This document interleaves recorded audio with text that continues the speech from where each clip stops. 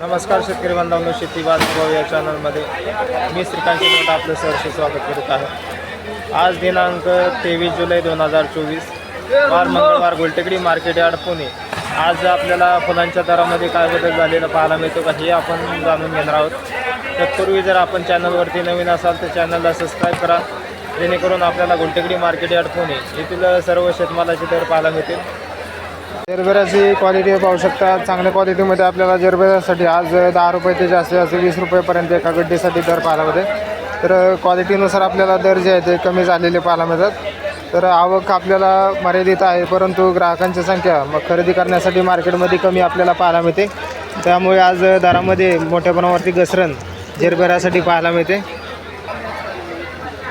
गुलाबाची क्वालिटी पाहू शकता। चांगल्या क्वालिटीमध्ये आपल्याला गुलाबासाठी आज 20 स्टिकसाठी साधारणतः 30 रुपये ते जास्तीत जास्त 60 रुपयापर्यंत एका बंचसाठी दर पाहायला मिळते।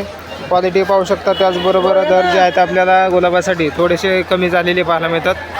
जिप्सोफिलाची क्वालिटी पाहू शकता। त्याचबरोबर आवक ही आपल्याला पाहायला मिळते। तर जिप्सोफिलासाठी आज दर जे आहे ते कमीत कमी 50 ते 100 रुपयापर्यंत एका बंचसाठी दर पाहायला मिळते।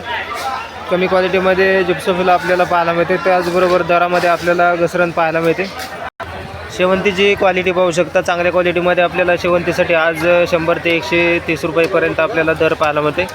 क्वालिटी पाहू शकता। त्याचबरोबर कमी क्वालिटीमध्ये हलक्या क्वालिटीमध्ये आपल्याला 60 रुपये किलोपासून आपल्याला शेवंतीसाठी दर पाहायला मिळते। पर्पल शेवंती चांगल्या क्वालिटीमध्ये आपल्याला पाहायला मिळते। तर त्याचबरोबर दर जे आहे ते 70 रुपये ते 100 रुपयापर्यंत आपल्याला दर पाहायला मिळतो।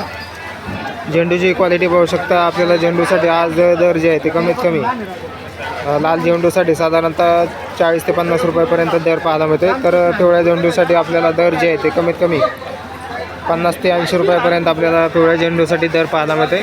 तर हलक्या क्वालिटीमध्ये झेंडूसाठी साधारणतः आपल्याला 25 रुपये किलोपासून दर पाहायला मिळालेला आहे। तर क्वालिटीनुसार आपल्याला दरामध्ये आपल्याला स्थिरता पाहायला मिळते।